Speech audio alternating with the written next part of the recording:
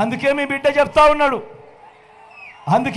చెప్తా ఉన్నాడు ఎట్టి పరిస్థితిలోనూ కూడా ఈ 4% రిజర్వేషన్లు ఖచ్చితంగా కొనసాగుతాయి, ఖచ్చితంగా కొనసాగాలి అని మీ బిడ్డ చెప్తా ఉన్నాడు.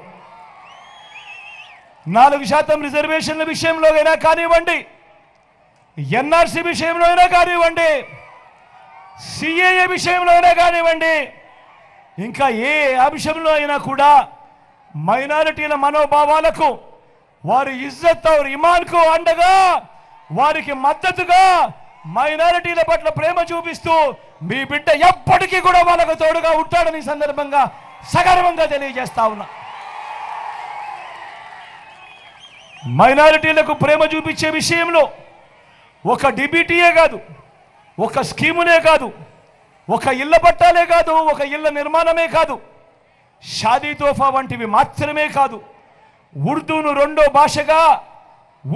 రెండో అధికార భాషగా ప్రకటించడం మొదలు 4 మైనారిటీలను ఎమ్మెల్సీలుగా, 4 ఎమ్మెల్యేలుగా గెలిపించుకోవడం దగ్గర నుంచి 5 ఏళ్లుగా నా మైనారిటీ సోదరుడు నా పక్కనే, ఉప ముఖ్యమంత్రిగా కూడా నా పక్కనే ఉన్నాడు.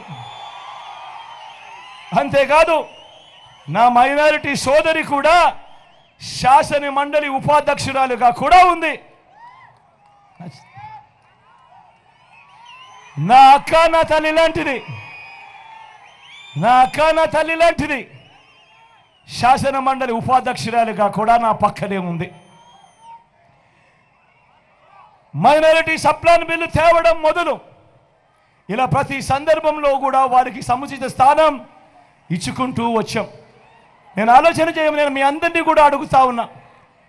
ఆ దివంగత నేత ప్రీతమ నాయకుడు రాజశేఖర రెడ్డి నాన్నగారు 4% మైనారిటీలకు రిజర్వేషన్లు నాన్నగారు అడుగులు ముందుకు వేస్తే, నాన్నగారి బిడ్డ మీ జగన్ మరో 4 అడుగులు ముందుకు వేసి మొట్టమొదటిసారిగా 175 అసెంబ్లీ స్థానాలకు 4% అనంటే 7 అసెంబ్లీ స్థానాలు, మొత్తంగా 7 అసెంబ్లీ స్థానాలు ఇచ్చి 4% పొలిటికల్ రిజర్వేషన్ కూడా ఇచ్చింది మీ బిడ్డే, మీ జగనే, మీ వైఎస్ఆర్ కాంగ్రెస్ పార్టీ అని కూడా సగర్వంగా తెలియజేస్తా ఉన్నాను.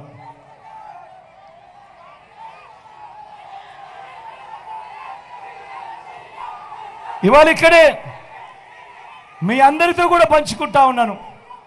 నేను ప్రతి సందర్భంలోనూ ఎందుకంటానో తెలుసా? నా ఎస్సీలని, నా ఎస్టీలని, నా బీసీలని, నా మైనారిటీలని ఎందుకంటానో తెలుసా?